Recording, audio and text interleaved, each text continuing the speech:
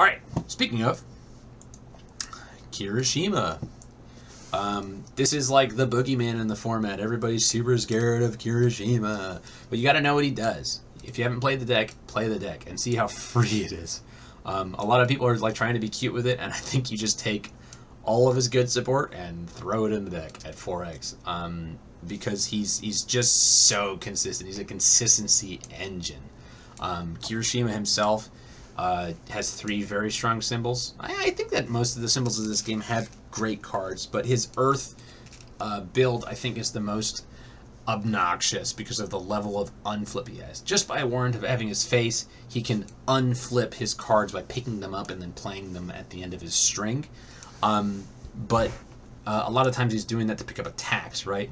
If you're trying to be defensive about it, you can poke and then pick up Apathetic or pick up Super Regeneration and effectively have like 45 health at the end of the game. It's very annoying. So what would I do with this character? I think the attack lineup is pretty straightforward. Hardened Frenzy is crazy. Hardened Jab is crazy. Hardened Pummel is kind of just okay in my opinion. It sure does come in for 10, but it's a mid attack. And the only cool thing it has going for it is that it can't be blocked by plus ultra. I put one of it because I wanted to talk about how I don't like this card. I don't like the card very much. I think it's everyone's gonna have a mid block. Mid blocks are crazy in this set. Don't play this card. Play Hardened Frenzy. It's a 4 difficulty 5/5 that also builds itself if your opponent blocks it. This card's crazy. You get to loop it for free. Hardened Jab lets you pick up the Hardened Frenzies that you played earlier, and they're both 4 difficulties. Merciless Rush is nuts. It's just a 4 difficulty 4/5. Then if they block you, they destroy one. Like, these are all crazy. And then late game, you have Relentless Barrages to use all that health that you've regen because you played 100 super regens, and just keep chucking these Relentless Barrages, right? That's the problem that the character has, is that he's not coming at you for 15 a lot of the time. He's coming at you for 7 and 8 consistently. 7 or 8, 7 or 8. Like, here's 2 attacks, 7 or 8, and then I'm going to build 2. Here's 2 attacks, 7 or 8, I'm going to build 2. And then Relentless Barrages says that, hey man, here's a 3 mid 7, here's a 3 mid 9, here's a 3 mid 9. Okay, continue, you know? And if you had 3 blocks, cool. That's fine. I'm still Kirishima. I'll keep going. But otherwise, he's going to do that as many turns late game as he can. Naval Laser Beam, I think you just pivot your attacks, because a lot of times 6-handers are just not going to block Hardened Frenzy. They don't want to give you the free resources. So you just spend that momentum on unflipping your Apathetics and unflipping your Super Regenerations. And Glamorous, of course, also unflipping your Super Regenerations and your Apathetics. I think that they made honestly, it was a mistake, the level of unflip you have in Aoyama support. I think that Naval Laser Beam should probably be errata to say Aoyama first enhance, because it's already super strong, right? In this character, it's a 5 mid for 10, right? Just like this card. But it unflips too, which is super, super crazy. And it has Breaker too. So, like, one of my favorite things is to be like, poke with Naval Laser Beam, flip 2, it's a 5 mid 10, right? And then you respond with Coordinated Effort, and you build it down. And next turn, you get to pick up this 2 mid Breaker 2 block. It's super rude. Speaking of Coordinated Effort, play this card at 4 of. It checks a 6. It has a 2 mid block. And it's the craziest card in the set. Actually, the best card in the entire set. There's nothing as good at this as good as this card. If you have these symbols, you can just play Hardened Jab, Hardened Frenzy, and Coordinated Effort, and you've got an engine. You've got an engine. You can now cycle attacks, right? You can now play them all as long as you want, and it's just crazy. Everybody who played in the draft has felt this card. It's just so good. And I think I would play 4 of it. I would play 4 Hardened, because that card's crazy. And I would play 4 of Manly Passionate Guy and 4 of Resistance, because all of Kirishima's cards are that good. They're just that good in this format. Now, as this format expands, right? Is Kirishima going to be playing 4 of all these cards? No. Attacks will probably be growing in the future. We're going to have more dunks, which means people can play greedier and play more dunks in their decks. So having -2 damage and then -2 damage won't be as relevant when they're chucking a 16 damage attack as opposed to a 7 damage attack. But for now, it's just really, really strong and very, very good. I would play a Go Beyond and a Plus Ultra, because you will be poking a whole lot and you'll be poking very efficiently, and Go Beyond is very good for getting back the good ones. Yeah. On good, I think this character gets to do cooler things. The good symbol lets you get specialized sound waves, which is, I think, the coolest card in the set. I don't know if it's the best card. It checks it too. It's hard to use offensively unless your name is Jiro. But in this character, when you use it with coordinated effort, you just be like, if I had a momentum, I'd target Drew something, and if you block it, I'm going to do it next turn. You know, I can pick it up and play it on defense and do that. I don't like Texas Smash. Texas Smash is not hype to me. I think that I would rather play consistency in the one for all full cowling as my third form, and then drawing 3 and then picking up one of my foundations that I flipped earlier and just building 2 and ending up with more cards than I started with. And I think in general that you can just play like I said before, like he's the consistency engine. Why dunk when you can just be the consistency engine? You know, like perhaps this list, you know, if you see problems with it, it would be that it doesn't have a dunk. But if you want to add the dunk, you can add in something like his UR. You can add in, like you just mentioned, Texas Smash. But that does check it too. And I would rather have specialized sound waves to further push along my consistency engine. I'm not killing anybody on 2, and I do think that I would rather have more consistency. That's a great question, Merrick. I think that 50 card decks are very good if you're going to be playing extremely aggro. If I'm playing Tokiyami, I'm playing a 50 card deck, 100%. Play a 15 attack, 50 card deck. But with both my Shigaraki and my Kirishima builds, I'm lending myself to a longer game. I'm not trying to kill somebody by turn 3. I'm trying to kill somebody by turn 4 or 5.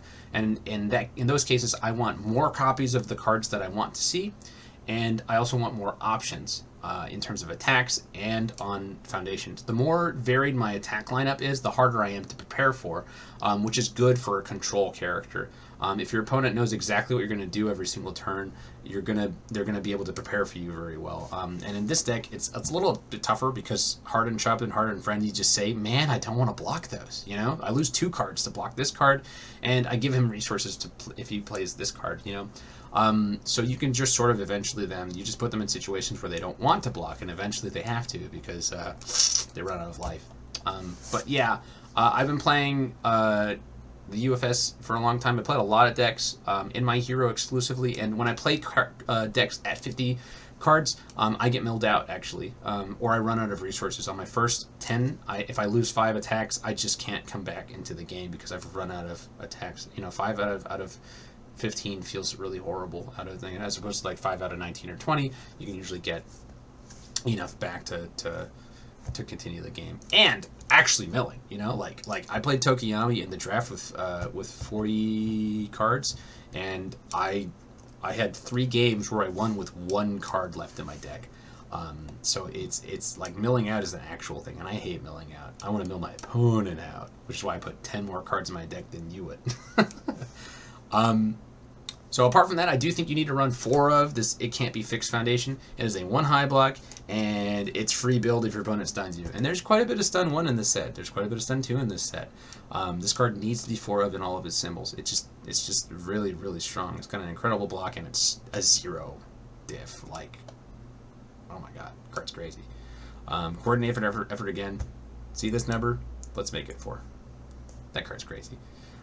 You play the 4 of suite of everything that has Kirishima's face on it. You might decide to do less. You know, this is a 5-hander. You don't need this many foundations, but this is a good starting point. I like good impression because all these are punches apart from specialized sound wave, right?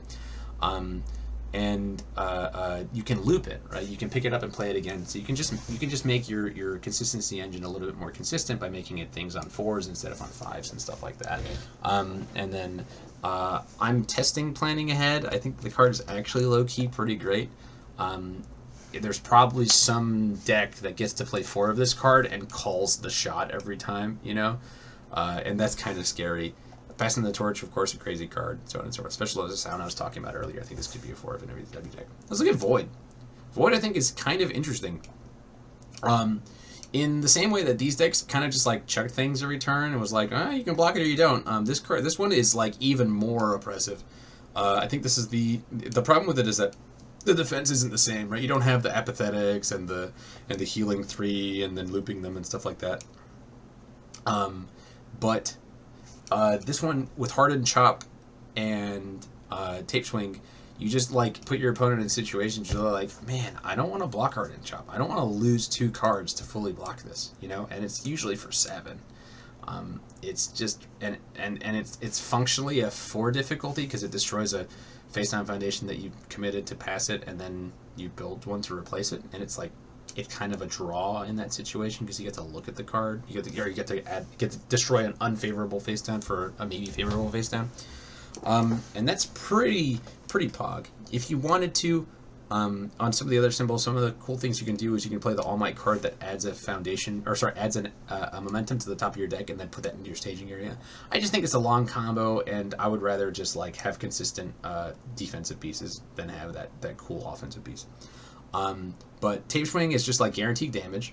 Grasping Take Toss is a throw, so it's guaranteed damage. And this character loves throws because he's giving 2 damage to things. If it's an odd number, your partials do more damage. So like this isn't a 5 damage throw in this character, it's a 7 damage throw. And if it's not blocked, you get to commit a rival foundation. Like the text in this card is not great. Deadlock is okay, but it's a 2 mid 7 throw, and that's kind of annoying.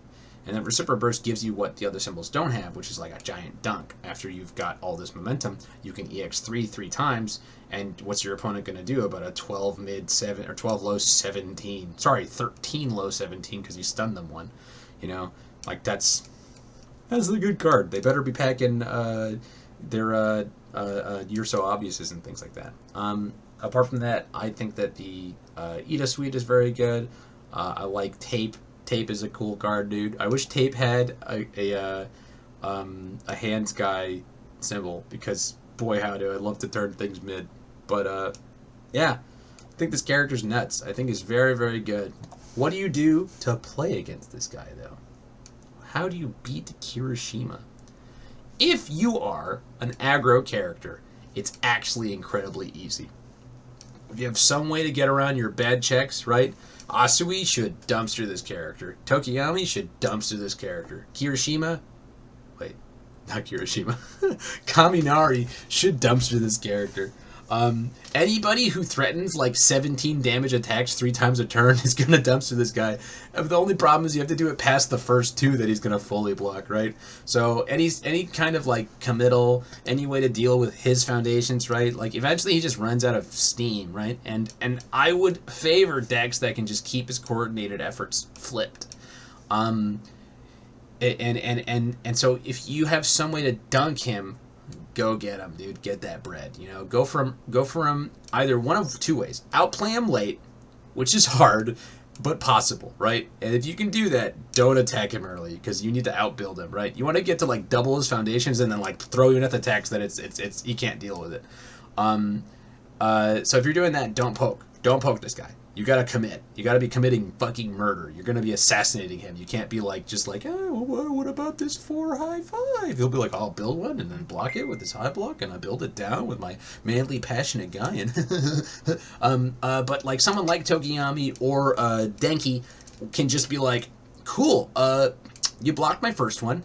This one is 9 high for 15. You tapped out to block that one and also destroyed a foundation, quote unquote, to go get the one in your hand. Are you at 14 now? Oh, here's another one. It's 8 high for 14. I guess you're dead, you know? And Denki Kaminari can just throw a sheer amount of attacks with Uraraka's attack, right? With Meteor Blast or whatever it's called, where he just gets to like the point on turn 4 where he's just like, I have 7 foundations and I drew 3 of this, so I'm gonna play 3. And then I'm gonna play the Kaminari attack that deals 1 no matter what. And if you don't have Wall Cling, I'm gonna attack you 4 more times. And that's a lot for this character to deal with, especially after, you know, because he wants to be blocking. Kaminari's like, cool, block me, dude, do it. I'll commit your best foundation. I'll commit your best foundation. I'll commit your best foundation. So he kind of preys on this character pretty well, which I like a lot. I think that's really cool. And then another character that does it really well is the Frog. I think that Tsuyu is really good in this character because if you just check 5s, you can kill anything. You build for 2 turns and then you play 8 attacks. That's how she works. And then the last 3 are coming in for fucking 12. Pretty good. Uraraka can comet him to death. That's probably true. I've definitely have been disrespecting Uraraka's abilities because I think Kaminari does it a little bit better, but she sure does yeet a lot of attacks as a 6-hander, you know? Like, I respect that girl. Respect her a lot. But yeah, That's what I would do against Kaminari. I think he's pretty cool. Pretty cool. Pretty cool.